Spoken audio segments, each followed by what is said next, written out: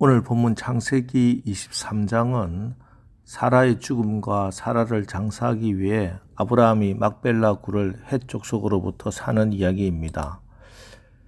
1절, 2절에 보면은 사라는 127세에 죽었고 이때 아브라함의 나이가 137세였습니다.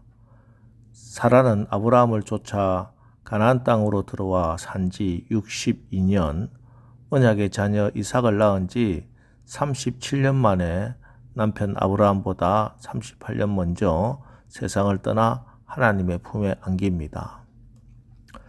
아브라함은 평생의 믿음의 동지였던 아내 사라의 죽음으로 인해 슬퍼하며 애통해 했습니다. 그러나 마냥 슬퍼만 하고 있을 수는 없었습니다. 아브라함은 일어나 헷 족속에게로 가서 공식적으로 은 400세겔을 주고 에글론의 밭과 그 안에 있는 막벨라 굴을 사서 사라의 매장지로 정합니다. 그런데 여기서 의아한 것은 아브라함이 헷 족속에게 자기를 소개하는 내용입니다. 4절, 나는 당신들 중에 나그네요 거류하는 자이니 당신들 중에서 내게 매장할 소유지를 주어 내가 나의 죽은 자를 내 앞에서 내어다가 장사하게 하시오. 자, 보세요. 아브라함은 이미 하나님으로부터 가나안 땅을 기업으로 약속을 받았고 60년 이상을 가나안 땅에서 살았습니다. 게다가 5절 6절에 보면은 헷 사람은 아브라함을 주라 칭하고 하나님의 방백 곧 하나님의 귀족으로 인정하고 있습니다. 그래서 공짜로 매장지를 쓰도록 하지요. 그러나 아브라함은 자기를 나그네요 거류민이다 이렇게 말하고 굳이 돈을 주고 매장지를 샀습니다. 왜냐하면은 아브라함은 철저하게 이 땅에서의 삶을 나그네로 생각했고 또 그렇게 살았기 때문입니다. 이것은 그 아들 이삭도 그랬고 손자 야곱도 그랬습니다. 이처럼 아브라함이 일생을 나그네로 산 것은 그가 정착할 곳이 없어서 그렇게 산 것이 결코 아닙니다. 그는 믿음으로 성이 아닌 장막에 거하고 외국인으로 나그네로 산 것입니다. 이것은 신약의 히브리서 기자를 통해서 성령께서 분명히 증가하고 있습니다. 히브리서 11장 8절로 10절, 믿음으로 아브라함은 부르심을 받았을 때 순종하여 장래 유업으로 받을 땅에 나아갈 새 갈 바를 알지 못하고 나아갔으며 믿음으로 그가 이방의 땅에 있는 것 같이 약속의 땅에 거류하여 동일한 약속을 유업으로 함께 받은 이삭 및 야곱과 더불어 장막에 거하였으니 이는 그가 하나님이 계획하시고 지으실 터가 있는 성을 바랐습니다. 그렇습니다. 아브라함을 비롯한 우리의 믿음의 선진들은 이 땅이 이곳이 영원히 거할 곳이 아닌 것을 알았습니다.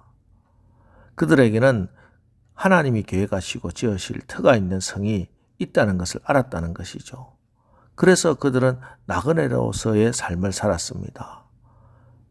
믿는 사람은 마치 순례자와 같습니다. 순례자가 거룩한 땅을 순례하는 것처럼 믿음의 사람은 모두 거룩한 목적을 가지고 거룩한 목표를 향해서 여행하는 사람들입니다.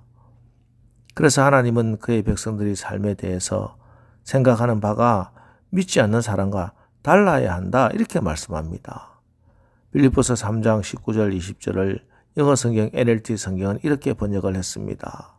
그들은 불신자들은 항상 이 땅의 것만 생각하고 살고 있지만 우리의 믿음의 사람들은 주 예수 그리스도가 사시는 하늘의 시민임을 기억한다. 그렇습니다. 우리의 정체성은 영생에 있고 우리의 모국은 천국입니다. 하나님은 지금 이곳을 위해 사는 것, 즉 세상이 기준이 되고 세상 일이 우선순위 된 삶의 방식이 얼마나 위험한지에 대해서 아주 단호하게 영적 간음이다 이렇게까지 말씀합니다. 야고보서 4장 4절, 간음하는 여자들이여 세상과 벗된 것이 하나님의 원수임을 알지 못하느뇨. 그런즉 누구든지 세상과 벗이 되고자 하는 자는 스스로 하나님과 원수되게 하는 것이니라. 여러분 분명히 아시기 바랍니다. 우리는 이 땅을 위해서 창조되지 않았습니다. 우리는 영원한 천국의 가족으로 살기 위해서 창조되었고 구원받았습니다. 성경은 이렇게 말씀합니다. 고린도후서 5장 20절. 우리가 그리스도를 대신하여 사신이 되어 우리가 하나님 나라의 사신, 대사라는 말씀입니다. 여러분, 우리가 어떤 나라의 대사로 임명을 받았다고 생각해 보십시오. 우리는 그 나라에 외국에 파견된 대사이기 때문에 그 나라 안에서 살아야 하고 임무를 수행하기 위해서 그들과 접촉도 하고 관계도 잘 맺어야 하겠지요. 예의를 갖추기 위해서 그리고 임무를 수행하기 위해서 우리는 그 나라 말도 배우고 그 나라의 관습과 문화에도 적응을 해야 합니다. 하지만 우리가 그 나라를 우리의 조국보다 더 사랑하고 내 나라의 국익보다 우선시한다고 가정해 보십시오. 우리는 대사로서 자기 조국을 대표하기보다는 적과 같이 내통하면서 결국에는 나라를 팔아먹은 매국노가 되고 말 것입니다. 그래서 아브라함을 비롯한 믿음의 선진들은 나그네 생활이 어려워서 가나안 땅에 집 짓고 성 쌓고 쉽고 편안한 삶을 살지 않았어요. 모양 땅 갈대우르로 돌아가지도 않았습니다.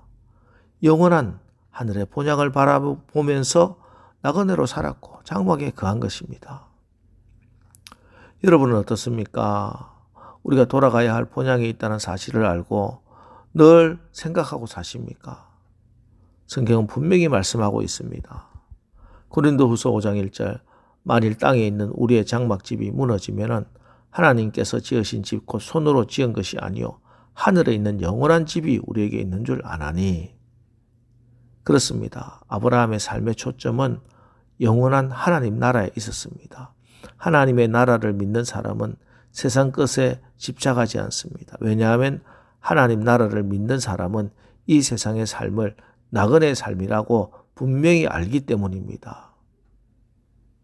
여러분, 우리 성도들에게 보다 궁극적인 것, 보다 본질적인 것은 땅의 것이 아니라 하나님의 나라입니다. 이 하나님 나라에 소망이 있기에 믿음의 삶을 살 수가 있는 것입니다. 그렇습니다. 하나님 나라 소망 바라보는 자, 믿음이 있는 자입니다. 여러분 오늘 무엇을 바라보며 사시겠습니까? 믿음으로 산다는 말은 본향을 바라보고 그것을 향해 산다는 것입니다. 이 땅에 미련 두지 않는 삶입니다.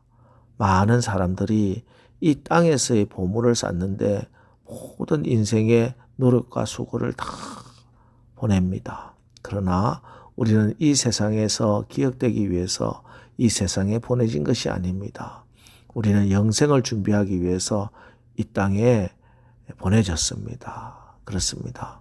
우리는 아직 고향에 오지 않았습니다. 그래서 우리는 다시 약속의 말씀을 붙들고 저 천국을 바라보고 믿음의 순례를, 섬김의 순례를, 영원한 사랑의 순례를 계속해야 하는 것입니다. 여러분, 오늘 세상에 너무 얽매이지 마십시오. 눈에 보이는 것 때문에 영원한 것을 잃어버리지 마시기 바랍니다. 땅의 보물을 위해 힘쓰는 것이 모두 나쁘다고 할 수는 없습니다. 그러나 그것이 하늘의 믿음이라는 보물을 쌓아두는 것보다 더 중요해지면은 그건 결국 땅의 보물도 잃고 믿음도 잃게 됩니다. 그러나 믿음이라는 보물은 결코 없어지지 않습니다. 믿음 안에서 자기의 전부를 투자하며 믿음 가지고 소망 속에서 사는 사람이 여러분 가장 값진 보물을 하늘에 쌓아두는 사람입니다. 믿음은 우리가 하늘에 쌓아둘 보물입니다. 재물도 명예도 권세도 이 세상 떠날 때 다 놓고 가집니다. 하지만 믿음만은 가지고 갈 수 있습니다. 하나님은 천국 문턱에서 우리의 믿음을 보자 이렇게 하실 것입니다. 여러분, 오늘 하루도 하늘에 쌓아둘 보물, 믿음의 부자들이 되어서 승리하며 사시기를 주님의 이름으로 축원합니다. 기도하겠습니다. 하나님, 오직 하나님의 은혜로 우리가 장차 하나님 나라에서 새 노래로 구원의 감격을 찬양하는 자들이 되었음을 감사합니다. 이제 우리의 믿음이 아브라함의 믿음처럼 하나님을 기쁘시게 하는 그런 믿음이 되게 하옵소서. 오직 하나님의 인도함을 받게 하시고 저 하늘나라의 소망을 두고 이 땅의 것으로 인해 영원한 천국의 소중한 것 잃어버리지 않고 세상을 이길 수 있는 믿음의 장부, 믿음의 용사들 다 되게 하옵소서. 우리 이 땅에서의 모든 삶은 반드시 하나님 앞에서 계산을 하게 되어 있음을 알고 우리에게 맡겨진 청지기의 삶, 나에게 주신 사명, 은사, 달란트 성실하게 다 감당할 수 있도록 살아갈 수 있도록 성령님 늘 우리를 다스리고 인도하여 주옵소서. 예수님의 이름으로 기도합니다. 아멘. 이제 오늘 하루도 우리의 삶이 이 땅에 파송된 하나님의 대사로 믿음의 청지기로 잘 살아서 하나님께 영광 돌리는 삶을 살게 하옵소서.